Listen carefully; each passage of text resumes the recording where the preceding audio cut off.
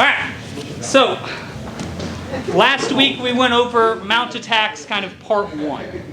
This week we're going to expand on that. Then we're going to start working some mount defensive things and escaping. So we're here. Last week we worked on trapping and then going to the armbar. So we're going to review that and then expand upon that with a few higher end techniques, right? So just as review, we're going to go straight to the Kimura, finish it, and transition to armbar. So I'm here, I get my hands behind his arm, I get my chest behind it, and I extend using not just my arms, but my back, my chest, everything, I can do to push that arm forward. My elbow goes straight into the ear, hand comes underneath the tricep, I grab my own wrist. I'm going to throttle his wrist, pull it to the hip, elevate the elbow. Now, once you get that tap, James is going to extend his arm and try to clear it. So we're just going to help it come over the top. As it comes over the top, that same side leg is going to slide up, and my outside leg is going to scoop this arm. We're then going to windshield wiper, pass the leg over, sit back, finish the arm bar. So we're here. We're fighting, boom. I get the arm to the mat, elbow in the ear. Reaching under, trap that Kimura, elbow down, elbow up. He extends, I'm going to pass this over, sliding my back knee up as far as I can. My bottom leg scoops under this arm. That's going to allow me to lean, putting my weight on Mr. Hackett. Extend the leg out, sit back, attach the arm to the chest, finish the arm bar. Review from last week, but what questions do we have on it? Just how far you want your weight on top of him? This side or? I'm kind of just leaning towards his hip. I don't want to lean over to where I'm kind of falling that way, but just enough to get the pressure. So when I'm here, if my weight's sitting back, it's all in this heel. So I'm using it kind of into that knee so that it gives the motion to this leg to be able to pass it over without having to stand up, which is the goal there. You want to stay as low as possible for this entire attack series. All right? What point do you throttle? Throttle forward. I mean, at what point in that step process? As soon as I get that wrist, I'm going to throttle it forward just to... Your body's meant to work in a certain way. That's why all your muscles and bones point different directions. So when I force it a direction it doesn't like, you lose a lot of strength. So as soon as I can get that wrist throttled, I'm going to do that because it's going to make you lose some of that arm strength marginally. That's going to make it easier to fight you because I don't fight fair. Oh. Other questions other than one more time through it?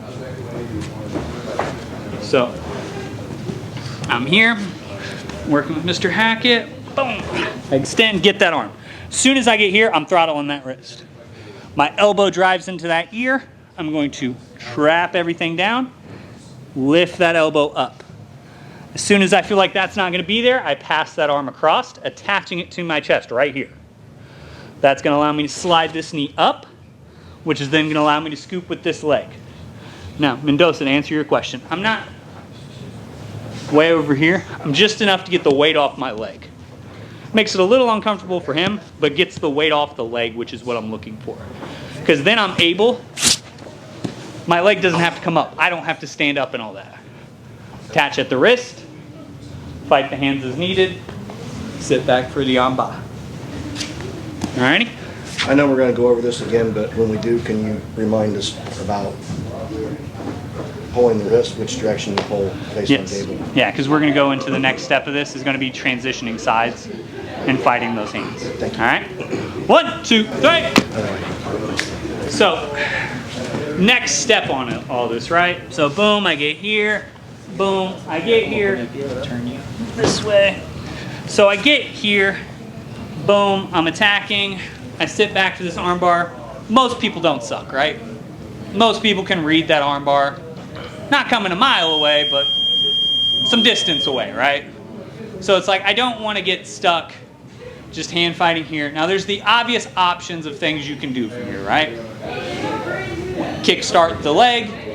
Remember when we're doing that, it's always the body side leg kicking.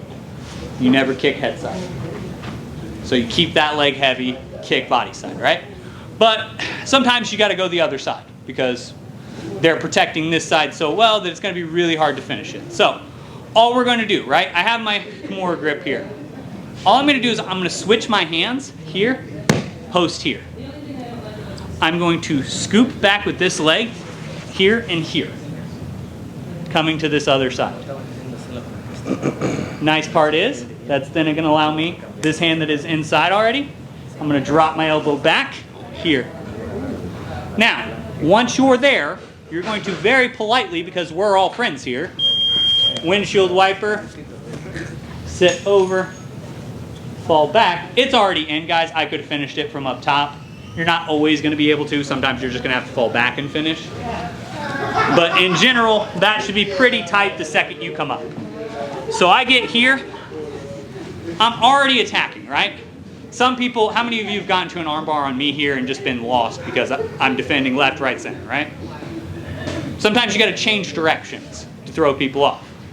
Here, post.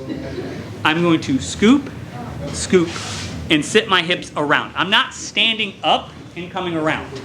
I'm sliding, kind of butt scooting across his chest here. To that same position we went to when we were sitting back initially, you're coming to that same side. My knees up towards his head, my bottom leg scooping his arm. The only difference is now I'm here, I can come here. If I'm a jerk, I can just go here. If that's not there, all you have to do is fight that top arm and finish the arm bar. Okay? Kind of want some detail on your legs from one side to the other. Yeah. So I'm here. Boom. I get here. I'm scooping this tight to my chest still because I want him to think I'm coming back up, right?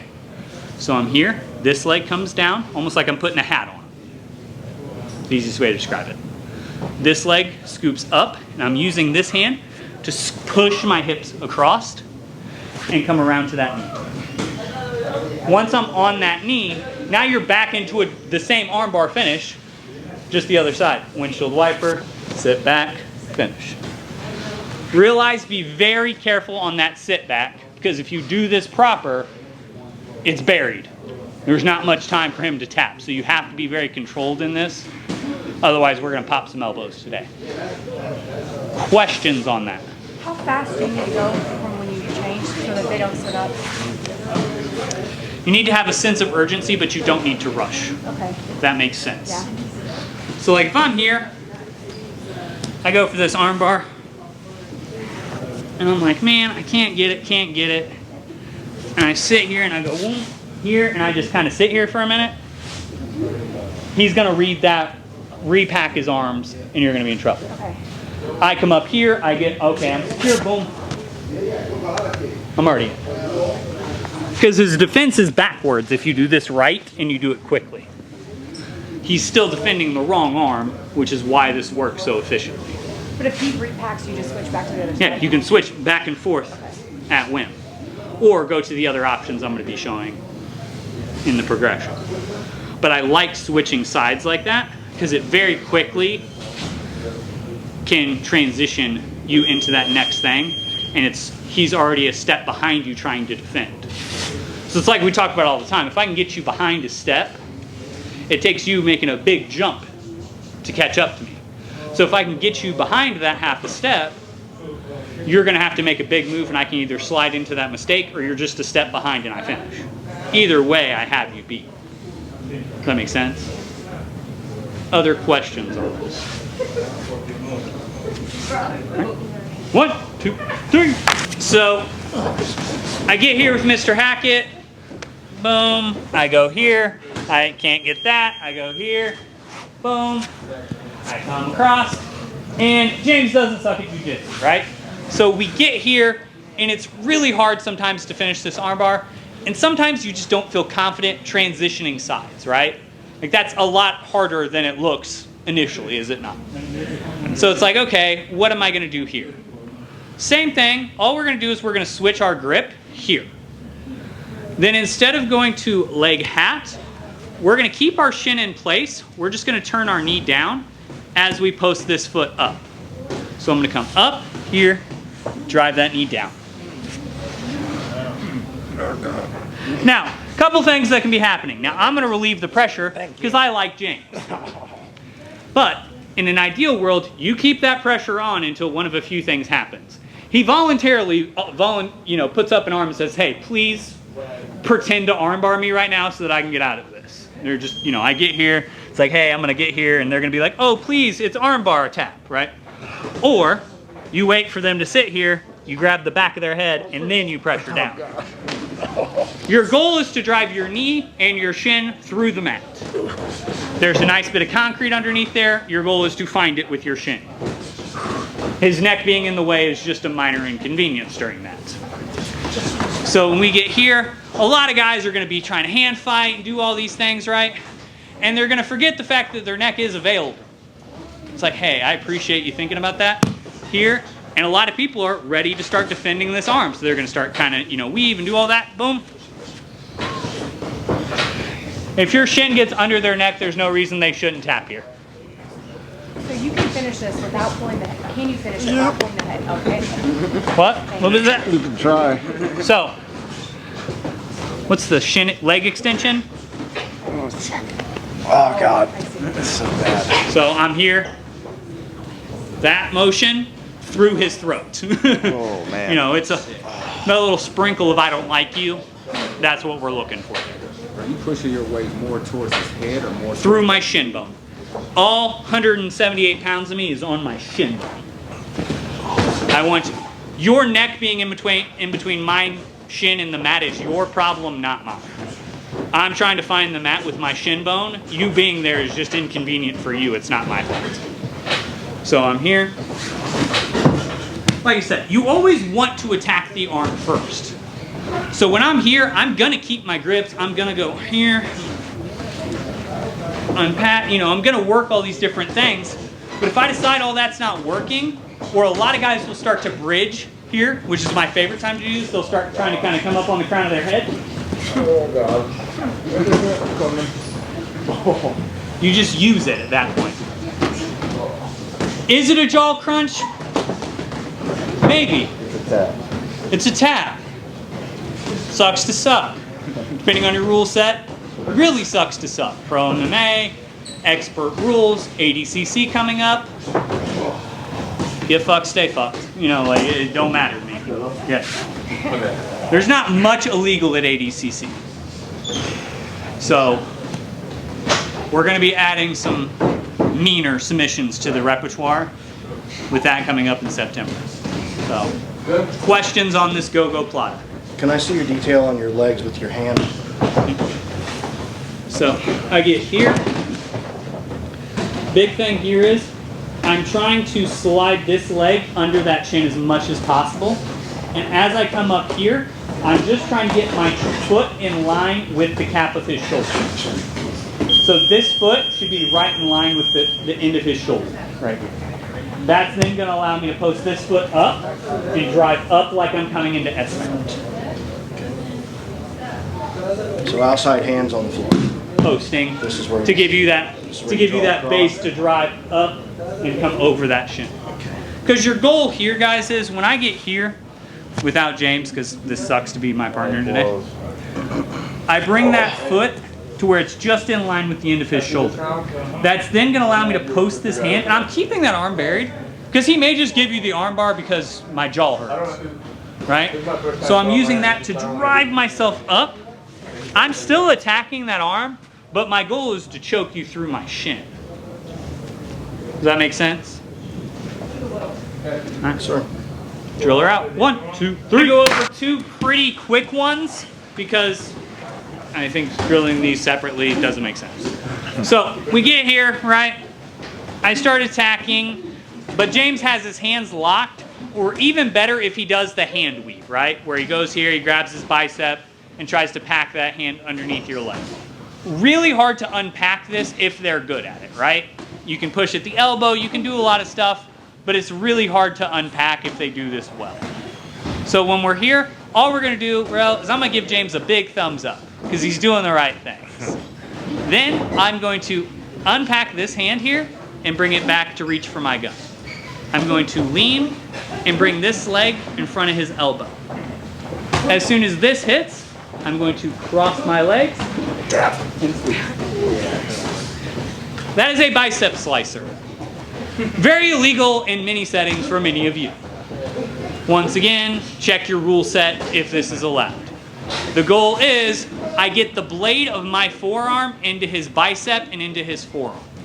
Because when I go thumb up, it turns the blade of my wrist here. The bottom half of it is digging into the bicep, the top half is digging into the forearm. So when I get here, that then collapses on top, and I get here. Now, the goal is to squeeze and bring my wrist up here. Now, this is a very much a pain submission. Very rare does anything actually break here. So if you lock this in and they don't start to do the panic wiggle that we all kind of know when you have a submission and everyone kind of gets that, oh, shit, I gotta move. Like the panic wiggle, I don't know a better word for it, but if you feel that, hold it. Because it hurts and they're going to tap, because most people panic that their forearm is gonna break or that their bicep is gonna burst.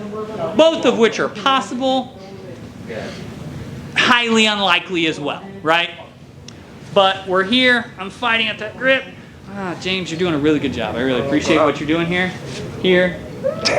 Oh, God. It's a quick one, guys. Lock it, feel the pain, unlock, right? Now, if we get here and I'm working, and let's just say James has his hands locked. He doesn't have them packed here. Boom. We're also going to work on attacking that far side, reverse arm lock. So we get here. I'm going to cross my feet. This is the only time in an arm bar that you are allowed to cross your feet. I repeat that. This is the only time in an arm bar that you are allowed to cross your feet. You're going to cross your feet, pull your knees to you. Boom. As soon as that happens, I'm going to come behind this elbow, trap that wrist. Here, the reverse arm lock we work from everywhere else. You can also hit from here. Now, it may not be in perfect position. Like for me, I'm always going to try to put it to this side and attack it here. But the nice part is one of two things is going to happen when you get here. I'm working, cross, pull. You can either finagle to get to this, or guess what? You've also unpacked the arm. Either way, you've unpacked the problem. Picking your attack at that point is just preference. Do you prefer the traditional arm bar, or do you prefer the reverse arm bar on the far side? Dealer's choice once you get there. So I'm here, I'm working, I'm trying to, work. Boom. Attack here. I can take it to this side and attack, or I can re-pinch my knees, finish the traditional arm bar. Questions on either of those? For the bicep slicer, is it either arm? I prefer body side. Here's why. With body side, so he goes back to that weave. If I go body side and I have to make any adjustments, I can post and make those adjustments. Because a lot of people are going to start walking their hips away from you to do it, and I can just lean. If I'm here, it's a lot harder to make some of those adjustments. And the angle goes off the bicep a little more than if you go the other way. It's just a preference thing for me. But neither is wrong. I feel body side is better. Other questions? Work the bicep slice. So we're here, how it should drill out. You're here, you're working. You bicep slice, you come back, he locks his hands, cross your ankles, reverse arm lock, or finish the arm lock. 1, 2, 3.